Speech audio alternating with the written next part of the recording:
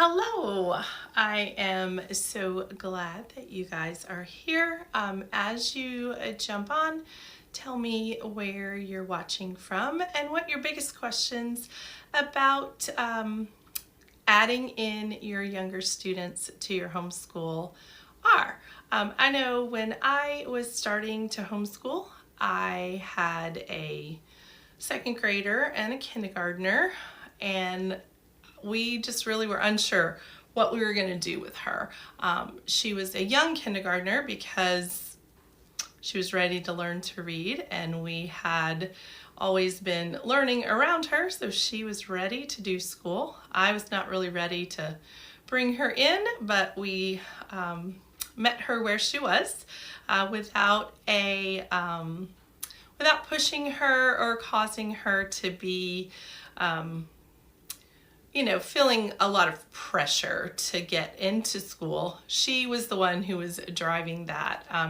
So we brought her in just as she wanted. I tell people all the time that I am a lazy homeschool mom. And so we did not start over and go back to the younger cores with her, or history, Bible, literature levels. We called them cores when I was doing it. That tells you how long ago that was.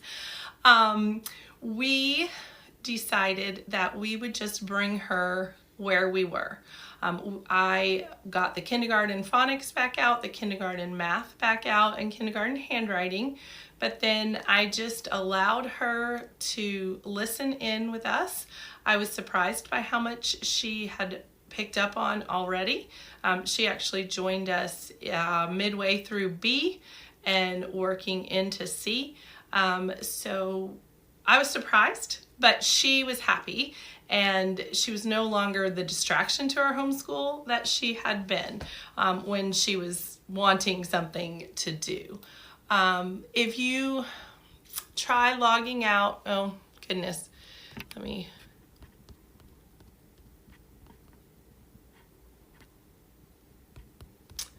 if you're not hearing the video, which this doesn't help you, try coming back. Leave and come back.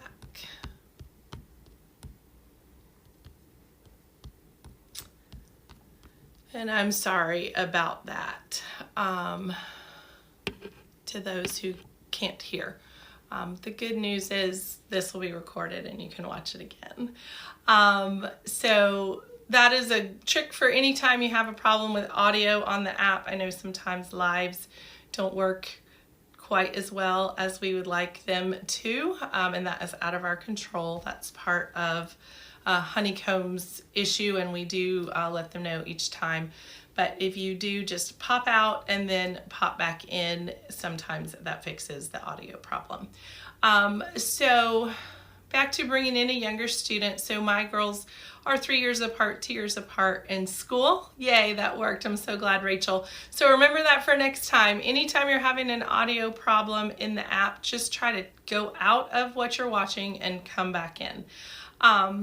So 3 years apart in age, 2 years apart in school. And so we just added her in, and then I purposefully slowed down just a little bit.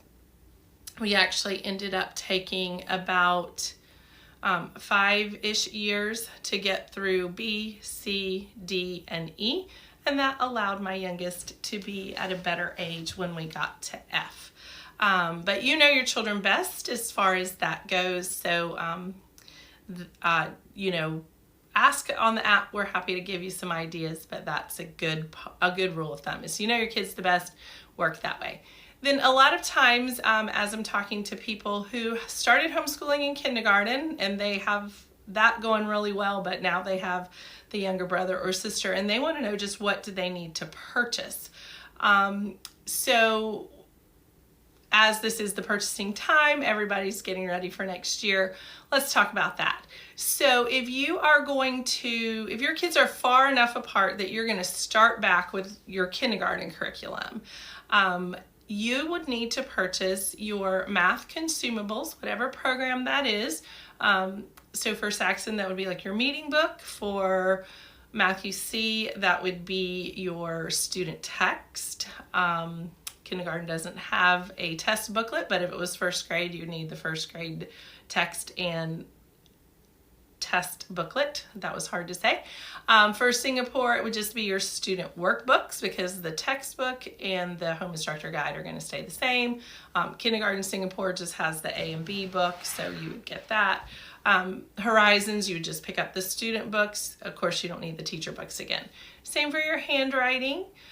Just pick up the consumable part. If you did handwriting without tears, hopefully you still have your wooden pieces and your chalkboard around. If you're doing a reason for handwriting, you just need that K book or whatnot. Then you would need new science worksheets for your science level. And remember, we stock them for this year and 2 years back. So you can tell what version you have by looking right on the side of your instructor's guide. It's printed not horizontally but vertically right down the side near the 3 holes that it goes into your binder. That's going to tell you the year that you have. So we have this year and 2 years back. So next week we will have the 24-25 plus the 23-24 and the 22-23 versions. Now sometimes, even though your program is 4 years old, the 2-year-old sheets will work because there hasn't been any change. Sometimes there has been a change. So if your version is different than what we're selling, remember that when you purchase an instructor guide from Sunlight, you are eligible to repurchase another instructor guide, which will contain a set of worksheets. So for half price. So there's really not a whole lot of difference. It's about $10 between just buying the worksheets and buying the worksheets with a new instructor guide. So that may be the best option for you. And then you have all your books, and so you're ready to go. If you're going to do just a completely 2 separate programs, your older child's going to be in one and you're going to repeat with your second. But what if you were like me and you were just adding someone into what you're doing? So now you just need to work on those basic concepts, the reading, the math. So I'm going to get a new set of kindergarten activity sheets or a new kindergarten guide. The activity sheets right now are $18 and the guide is $59, so that makes it $29.50. So there's really not a big difference there. And you have a clean slate if you marked all over your instructor guide.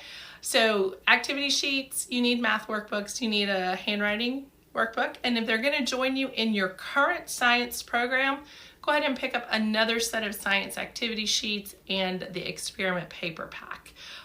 That is what we did, and we split the experiments, we had all our worksheets, and it worked out very well for us. But again, when you add a new student, just like when you start with Sunlight, remember grace. Everybody is learning something new. It's a new dynamic having a second or third or whatever student in your school, and so everybody has to learn something new.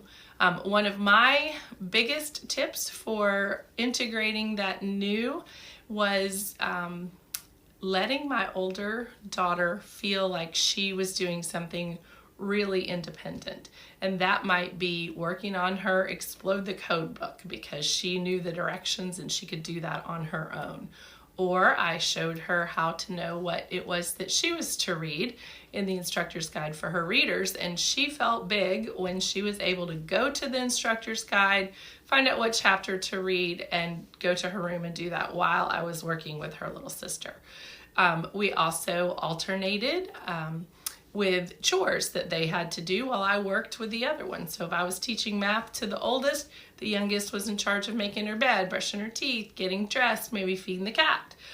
So that gave her things to do, and we did that in a picture chart that we laminated because, you know, I was a fun homeschool mom and I do have a laminator that she could look at quickly and see what to do. And then we swapped. So then her sister went to make her bed, brush her teeth, get dressed, do her chores while I worked with the younger one on reading. So adding Adding in a student is not difficult. We are here to help you make sure you get all of the consumables that you need, whether you're starting over or just adding them in, and then just being gracious as you learn a new rhythm in your homeschool, because just like babies when you think you have their schedule figured out, they do something new. That same thing happens when you add someone new to your homeschool.